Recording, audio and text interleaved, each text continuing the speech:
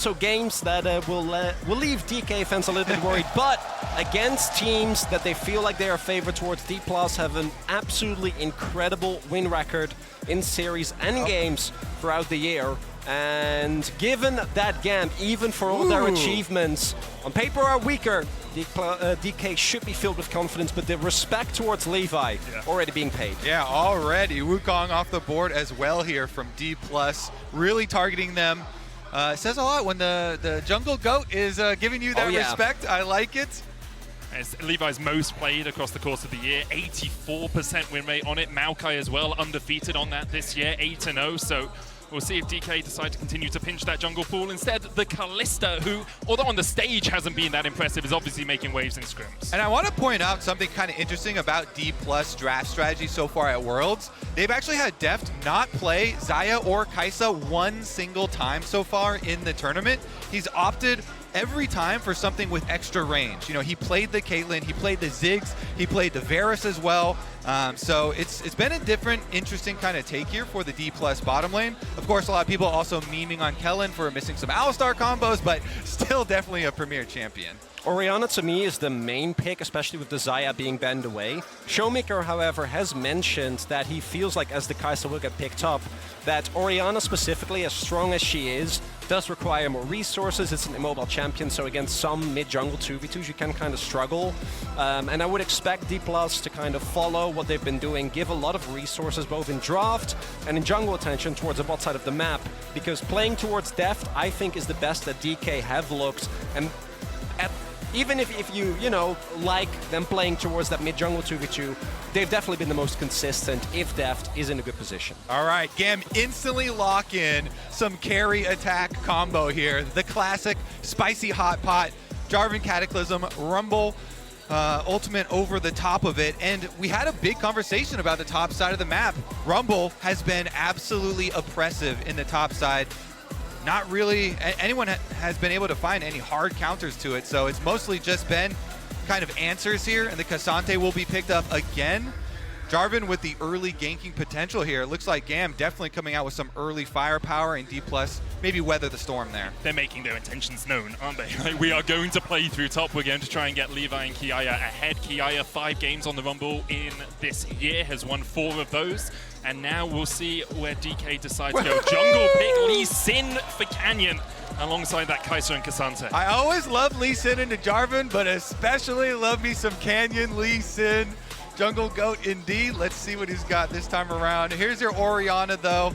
After they already kind of flashed the Syndra and let it go, you know, Dplus and Showmaker himself are saying, yeah, it's fine. I will drop my mid lane pick as Dplus and let you have that Orianna protected by 2 bans. And we've basically seen 2 approaches, I think, domestically against Dplus as well. One is try and match them early, because if they don't get ahead early, they really struggle, or draft team fight and wait for them to mess up.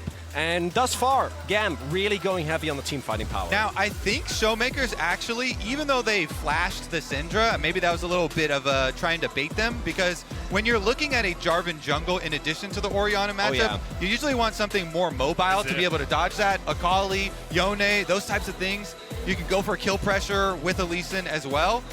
So definitely want to see how risky they're feeling, and if GAM want a protection ban, you know, something like the Akali instead. And that's kind of a tough one, because both Akali and Azir, I think, are great picks here. Now, the Azir makes sense to me because it's been the one that Showmaker has mostly been going for.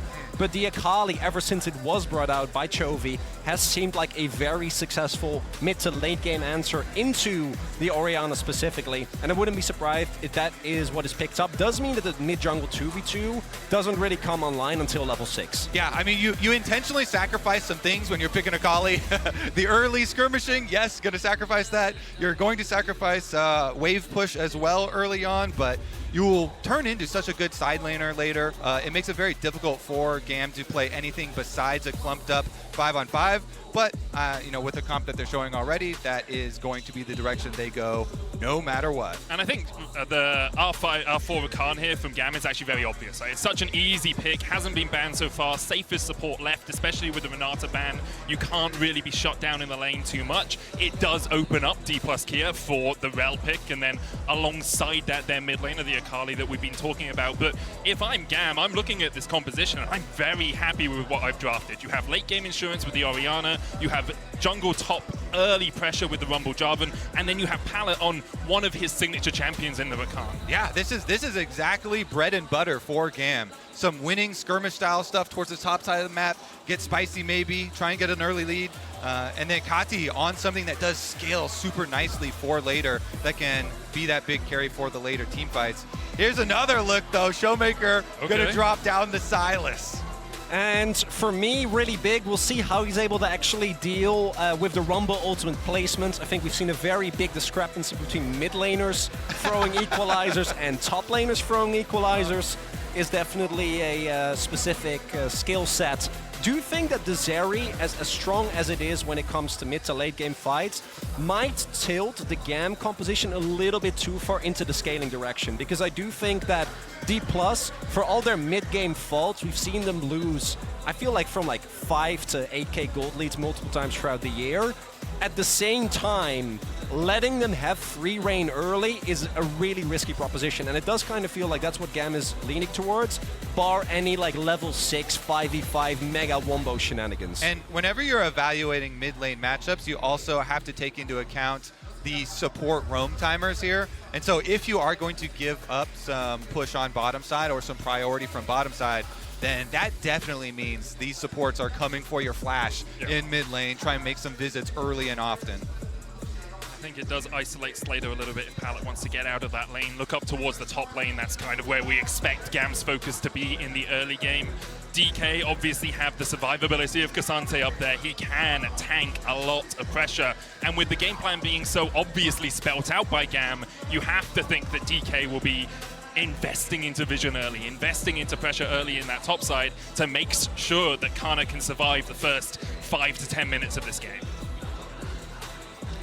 Yeah, for me personally, I'm going to be looking towards how well are you able to track Canyon early, and can you avoid like 2v2s and 3v3s that kind of can accelerate the game. If this goes even for like the first 10-15 minutes, I think that you're in a great position here as GAM. However, what I expect is Canyon is going to be looking to play towards Showmaker and towards that bot side. And if Kai'Sa or Sylas get ahead and DK is perma-skirmishing for every single objective, the game becomes very hard to keep up with if you're GAM. Yeah, definitely going to be worried about topside snowballs with the way the last couple have gone as well, and see if this Rumble will actually take off, and we can judge it by the Huni ignite or no ignite in topside. Oh, yeah. I think this one probably would be an ignite game, even though you are versus the Cassante. You have the Jarvan jungle. Really get in there, look for those wins in the skirmishes early on. Transfer it into an early Rift Herald, start taking away the turrets that way, and try and push it forward. How much can GAM open up the map in the early game? Will Canyon be tracked by Levi and the rest of the squad? Dplus obviously had a poor start to this Worlds, falling down into the 1-2 bracket, but are now back to winning ways, having defeated BDS a couple of days ago. Can they continue that run? I think GAM probably one of the easier opposition they could have faced in this bracket. There were some challenging teams sitting at 1 and 2, but you have to beat who's in front of you. And this year, Dplus Kia have struggled to do so at times. Yeah, and I want to explain the meme that we have there to the right, like Showmaker carrying the log. Sure. It's a metaphor that's used a lot, and I think specifically relating to DK, where everyone in the team needs to make sure that they collectively carry the log, and they'll just have like one guy do it while the rest are like shouting, "You're doing a good job. Keep it up. Go carry that log to the other side of the arena." Okay, I'm glad you explained it, because I kind of thought he was like lounging on a couch. No. Oh yeah, just chilling. No, he was struggling. As the rest of the team were watching him.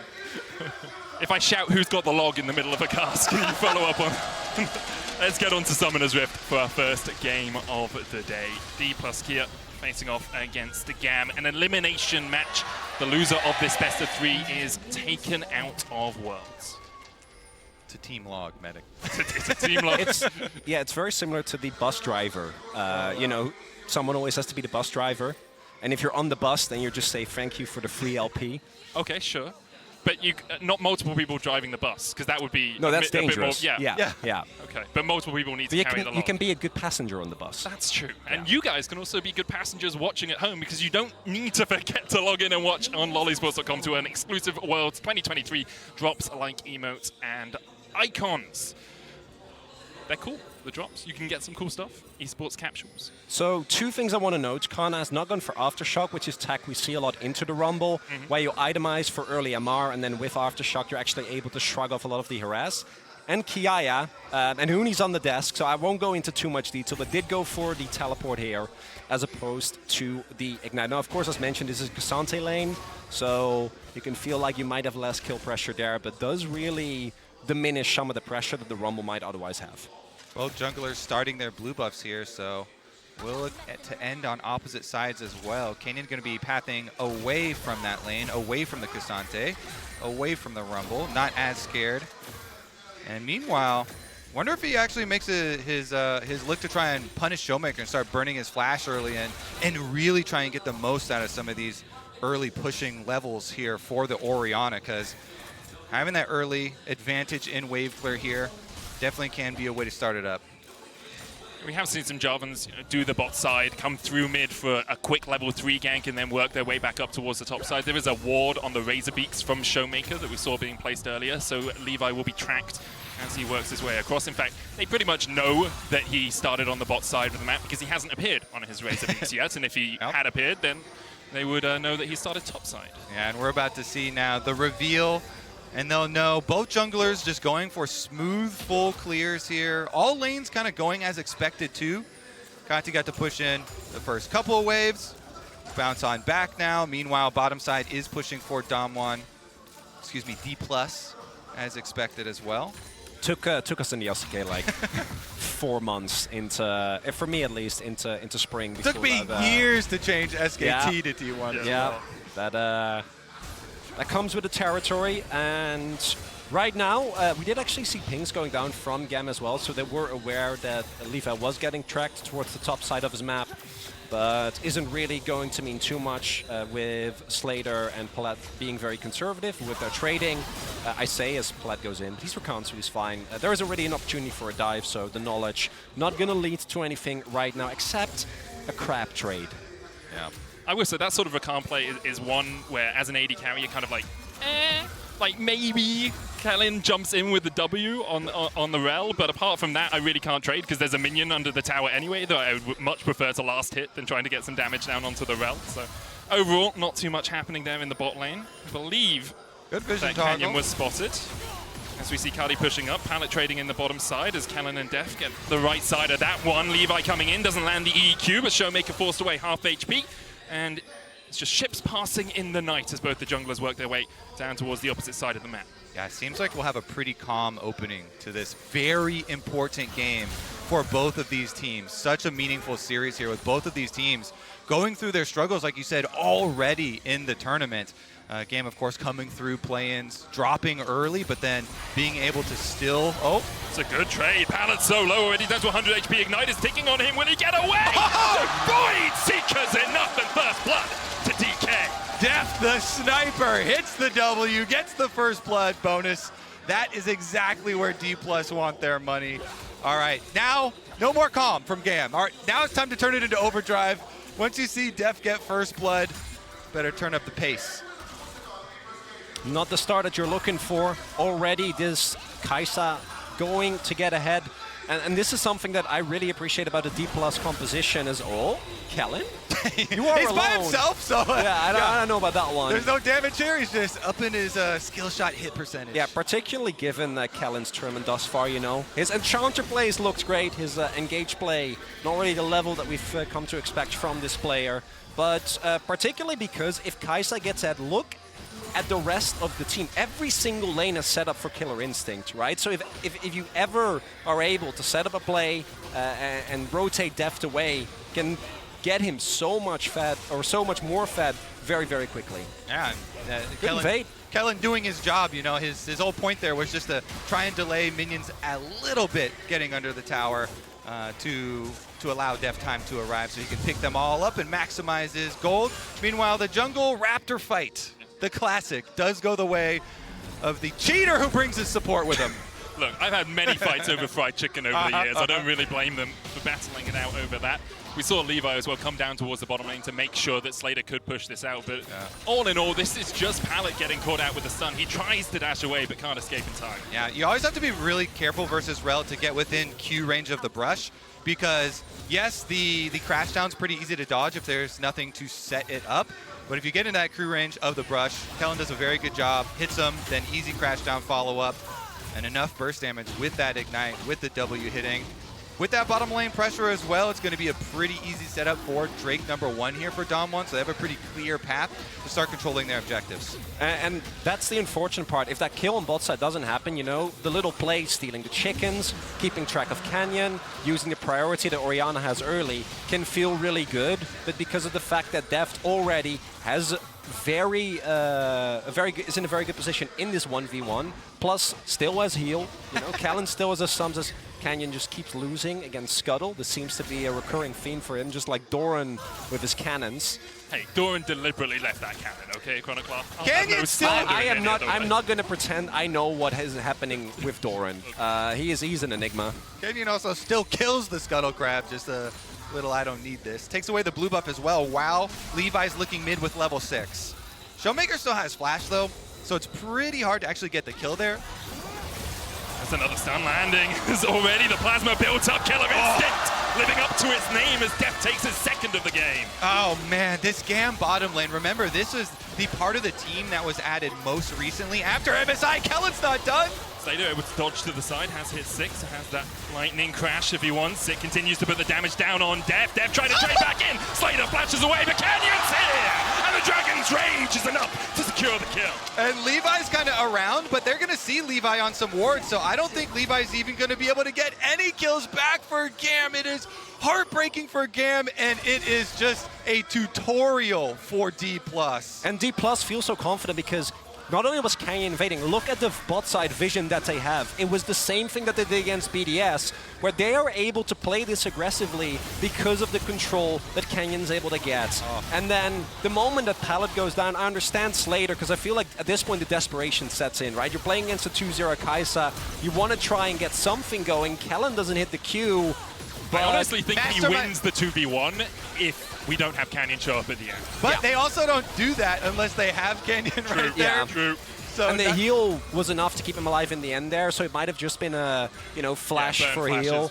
Yeah. But with the way that this early game is going, with Dplus smashing this GAM bottom lane in this fashion, it means that it's going to be so difficult for GAM to rely on that for later, and Dplus can really, really accelerate. They can now really start to focus on the Rift Herald that has arrived, and so we have support roam timers. It looks like Kellen is going to get sight of Slater roaming up, and GAM, their kind of idea of sending all 5 for the Rift Herald fight, gets sussed out.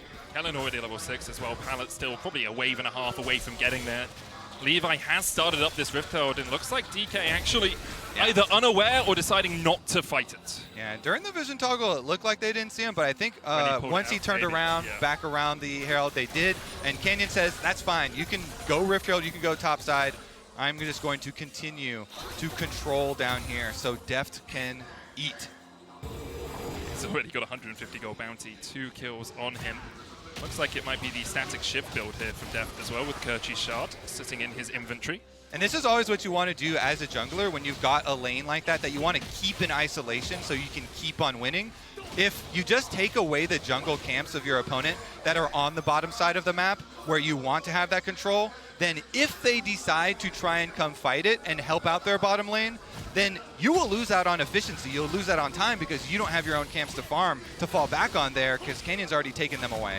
Kerchi's Shard obviously building into Stormrazor as well. Briefly skipped my mind, but it is Stormrazor for Deft on the Kai'Sa. There's so many builds, like you can basically go wherever that's you want. That's okay. This is a mistake that Aiming made in week 1 of LCK as well, leading to some static shift shenanigans.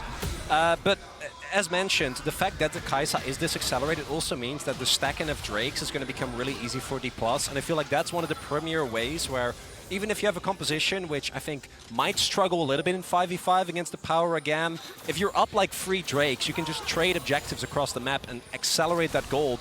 You don't really have to worry that much about the 5v5 for the next, I don't know how many minutes. Look at the gold on Deft. And just even look at the last 30 seconds, though. I know I've got some Canyon bias, but he really did just kind of delete the last 30, 45 seconds from Levi. No camps on the bottom side for him to take it all, so he just kind of wanders through Dplus vision, hangs around mid lane for a second on more Dplus vision, and eventually only has to be able to go salvage his Krugs up here. So really good stuff from Canyon to continue to play off the same area of the map to just further increase the lead.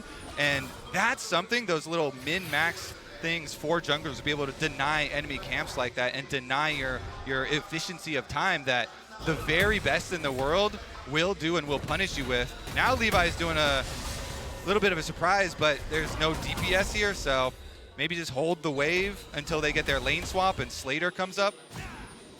Yeah, you also see clear indication. GAM's like, we're not going to be able to contest this dragon anyway, so Levi showing doesn't really change anything here. The problem is that knowing that Levi is on top side does mean that Deft can play even more aggressive. As Pallet, I don't know if he knows about Kellen. He's able to dodge away in time. One of the things that is great about Rakan is just how slippery he can be, how it escapes the gank. 2 plates fall in the top lane, but that's already been answered by 2 plates in the bottom lane for DK. Yeah. Have about a 1,500 gold lead as we get over that 12-minute mark. The other kind of knock-on effect for out jungling like that, you get a really early transformation to be able to get your smite upgraded to have advantage in smite fights. Yep. And with so many of like these third dragons and Rift Heralds and Barons coming down to a lot of possible smite fights, if you get your upgraded version and your opponent is still sitting on a couple of extra camp clears that they were unable to get because you denied them and then spent a bunch of time shadowing lanes and stuff like that, it can be such a big knock-on effect. I mean, 106 CS now to 74 here for Canyon, plus the advantage for his laners on the bottom side. I mean, Dplus, game number 1 is looking like it's going straight through Dplus plans. Showmaker now going to make a visit as well, see if he can try his hand at the lane swap as they rotate their AD carry and support towards mid. Now for GAM, I think the gold lead specifically is still manageable. You know, it's not looking too odd, and I do think that once the next Drake, for by the way, Cloud Drake, which Dplus obviously will love, having seen that Drake basically infinite times since we had the LCK, love those. But particularly with the power of the wombo combo that they still have, one of the biggest weaknesses of DK and the reason why they've struggled against teams like KT and Genji in particular is that their team fighting has been pretty hit or miss, and they've been known to try and over-engage. So I would really like to see GAM keep up the ward so that they can go for these type of presses. Oh, there we go. Big flash away from Death that keeps getting chucked by Kati, and as part of the power of GAM's composition, we wondered how explosive it would be in the early game, but they do have this good scaling, as you both mentioned in draft, and Orianna, after one, probably 2 items, can really start to take over a game. And yeah, catching them in rotations, right? Example there, Dplus often goes for these fights when they don't necessarily have the resources to, and I like this push from GAM, playing really aggressive here towards mid. It's first turbo. It's for free. I mean, I will say, slight gold lead for Deft in the AD carry role. Yes, he did just burn his flash, but he was kind of isolated. He's fine. See how well he does in team fights later on. In the VCS, Kati generally was their like late game insurance here. So for the Orianna, such a champion that scales so well on this patch, to be getting those resources and to take away the safety of the mid lane, to be able to rotate through these plays, over through the jungle, over up to second Rift Herald and Dragon number 3. Maybe this is the angle for GAM to get there. Jarvan engage, because they want the big wombo combo. Remember, they want to use all of their champions, all of their ultimates in concert to be able to wombo combo Damwon, or Dplus here. And Deft will be the big target because Kati early blew his flash. If they can get that Jarvan combo with Shockwave, with Rumble ultimate onto Deft, even with the Killer Instinct reposition, they should be able to get him. It's actually incredible timing as well from Kati there. 2 minutes on the Cloud Drake. It would be sole point for DK if they could take that, but now without Death's Flash, you wonder how aggressive DK will want to be, especially since we're seeing first items completed on the side of GAM. Now we'll see a little bit of a catch out here on Pallet, but that's once again the slipperiness of Rakan. And I can assure DK will. They will go. They'll fight it? Yeah, no, cool. they're 100%. They're going for it. And I think the biggest saving grace for Dplus is that at this point, Canyon is also still so insanely strong that even if they overinvest, I think that's the one trap that GAM can't fall in, is overinvest into trying to kill Deft. Showmaker's got a big flank here coming from the back. They got to know he's there, though. Yeah, Kati spots him out. Everfrost short. The knock-up. Kana doesn't quite hit. Flamespitter coming out. Kellen goes in and immediately Cataclysm on the back line. Charm coming out as well, and Kellen's already down. Slater gets his first of the game alongside GAM's first of this best of 3. In the end, the Rift Herald picked up for DK, but GAM get a kill out of it. Worthy trade there for Dplus, but they do have to give up their rel, so they're not getting it for free. Cam able to pick up a kill. We'll see who's in a better position here. And if Kana doesn't flash Kati's ultimate there, I think he goes down as well. One of the big things is that GAM used every single ultimate there. So while they got a kill, now we're going to be looking at 30 seconds on this next Cloud Dragon. With the Herald. Yeah, and Canyon and Showmaker both saved their ultimates. So we'll take another look at it, and it is a little preemptive as Kellen goes in for the big combo here. They're trying to get onto Kiaya early so they don't get the focus from GAM.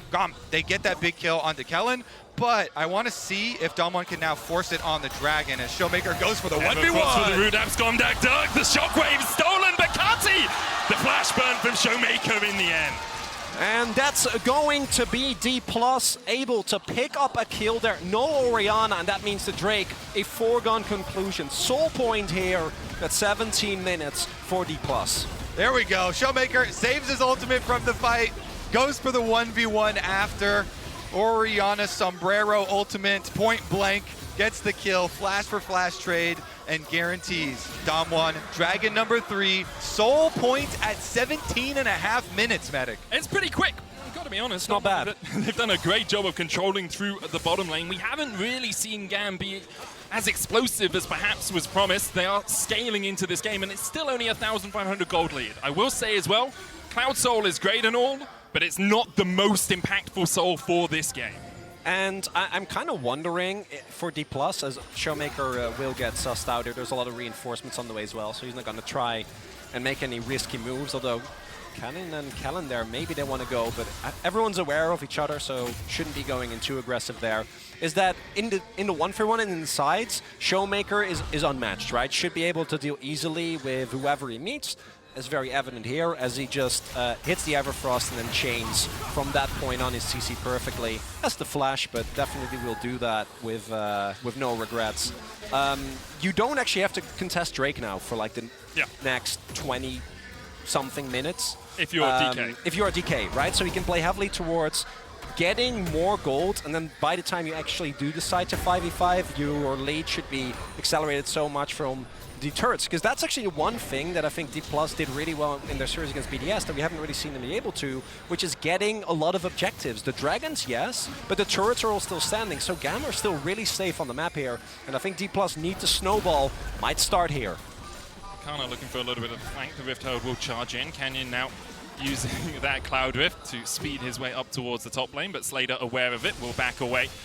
And that vision line continues to extend from DK, a couple of wards just towards the GAM side of the map. And it's a position where it can become hard to play from behind, because although your towers do remain, you're always pushed back in the lane. It gives DK that option just to move between the lanes ever so slightly quicker. And while those towers for GAM do remain, right now they are very tenuous. They're struggling. Every single one of them extremely low here, so there's a lot of standing gold for Dplus to be able to knock over pretty quickly if they make a hard push. And honestly, I think that Showmaker should be able to get top right now while Kana also simultaneously gets the bottom. So this could be a big balloon and gold lead. And I definitely expect Dplus to hard force on the coming Dragon. They've already got Rage Blade done for Deft. 2-item power spike for the Kaisa at 20 minutes. Also mean, particularly with Rage Blade, like Baron is gonna go up in seconds, right? So GAM are going to be in a position in about a minute and a half where either you try and contest towards the bot side of the map, but with their composition, you can't really afford to have people isolated, so you kind of have to move as a 5-man unit towards Dragon. But if DK spots you in that, they can just hard commit to Nash. But then if you don't, and you let them, you know, move towards the Dragon and try to contest Nash instead, then you get blown up because they get Soul. And I gotta say, I don't think you need more mobility on things like the Rel or Kai'Sa or particularly the Sylas. And Cloud Soul definitely going to be unfun to play into in that regard. Yeah, you don't. Maybe you don't need more mobility, but dang is it fun. You know?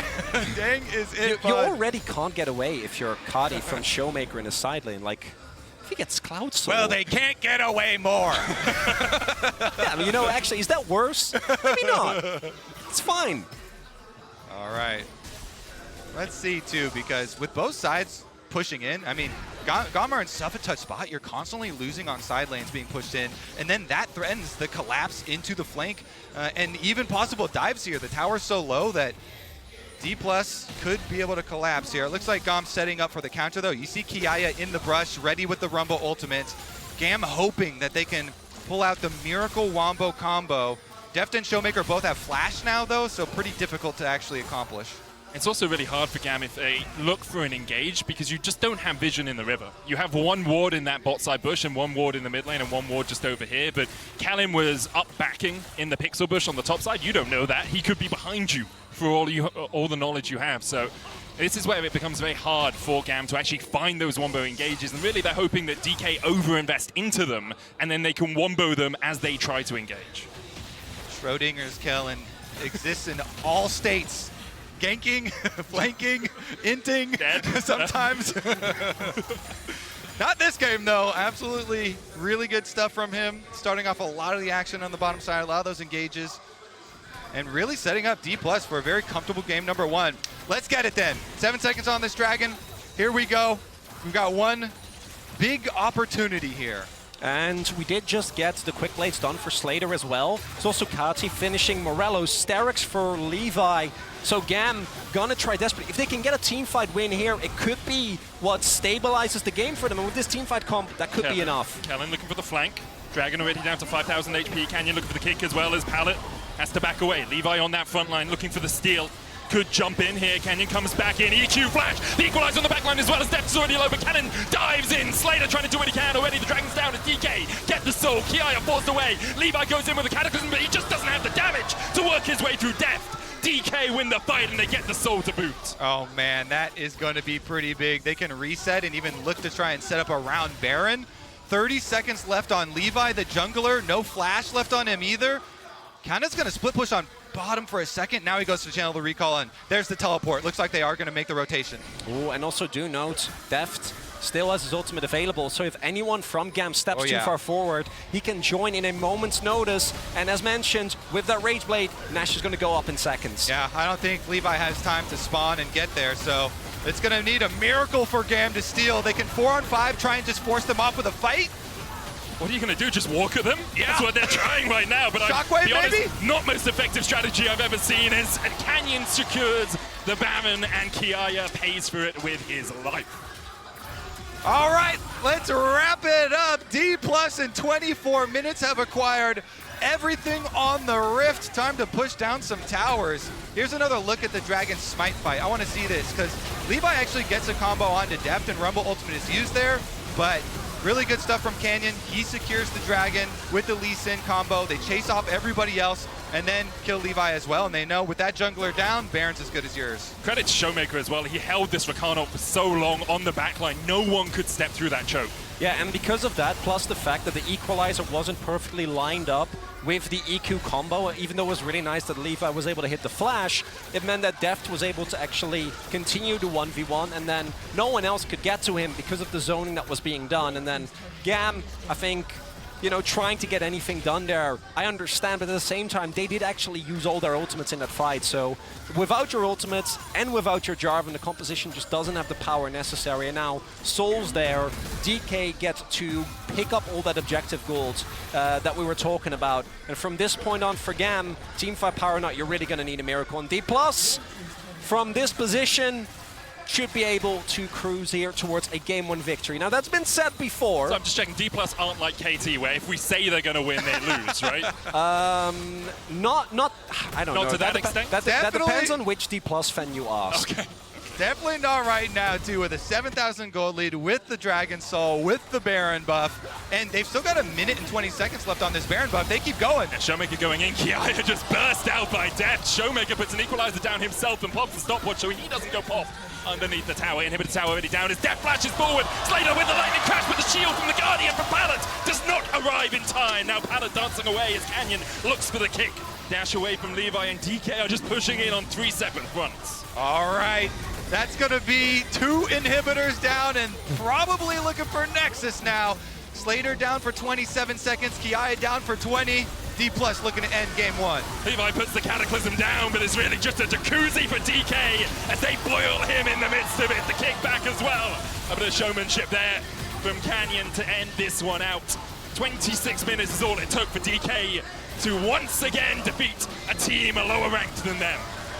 And it might not be his birthday, but Def to me really standing out here, and him, and most importantly Kellen, able to do well in this first game. They're able to get them the 1-0 lead. And for Deft, I think he's been having a great year, a great tournament. But for